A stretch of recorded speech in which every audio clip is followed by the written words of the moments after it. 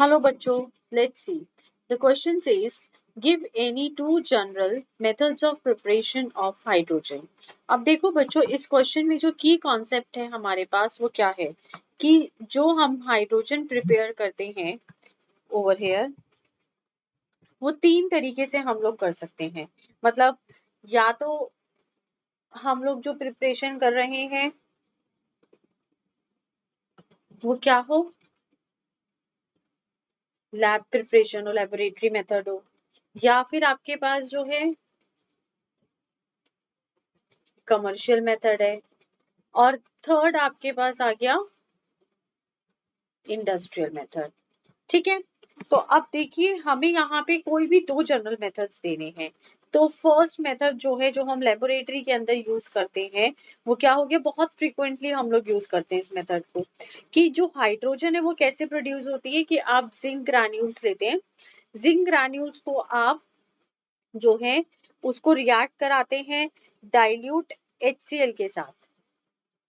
Okay, अब जब आप डाइल्यूट HCl के साथ इसको रिएक्ट कराते हैं तो ये क्या दे देता है हमें, ZnCl2 प्लस हाइड्रोजन गैस जो है वो लिबरेट हो जाती है।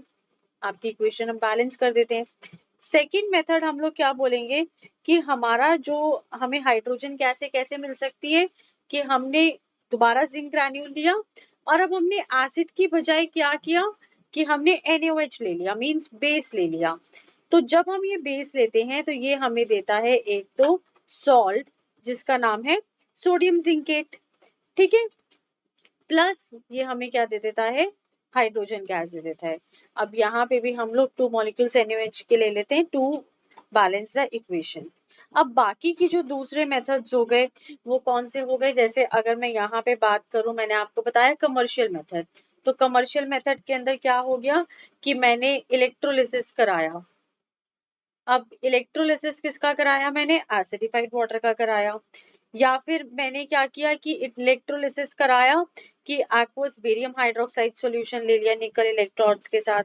और दूसरा मेथड में ये कह सकती हूँ यहाँ पे इलेक्ट्रोलिसिस के अलावा कि we have taken the methane, methane को आपने वाटर के साथ रिएक्ट कराया तो आपको कार्बन मोनोऑक्साइड गैस मिली और H2 गैस मिली। ठीक है, फिर नेक्स्ट हमने यहाँ पे नेक्स्ट जो है आपके पास क्या है, इंडस्ट्रियल प्रिपरेशन। इंडस्ट्रियल प्रिपरेशन के अंदर हम कह सकते हैं कि जो हाइड्रोजन का प्रोडक्शन होता है वो कैटालिटिक स्टीम हाइड्रोकार्बन प्रोसेस होता है। मींस आप गैस फेज में या वेपोराइज्ड फेज के अंदर हाइड्रोकार्बन्स को लेते हो स्टीम के साथ। हाइड्रोकार्बन्स का मतलब आप समझते हैं कि CnH2n+2 आपने एल्केन लिया और इसमें n numbers of the H2O लिए। अब जब आपने इसको स्टीम दी हाई प्रेशर और निकल कैटलिस्ट लिया, टेम्परेचर भी आपने 650 से 950 डिग्री सेंटीग्रेड मेंटेन किया, तो आपको कार्बन डाइऑक्साइड मिलेगा और आपको उसके साथ जो है हाइड्रोजन गैस मिलेगी। ठीक है, तो हाइड्रोजन गैस के भी हम कह सकते हैं दैट यहाँ पे हमको n number of molecules of hydrogen gas मिलते हैं over here. So this is the best suitable answer for this question. Thank you. All the best.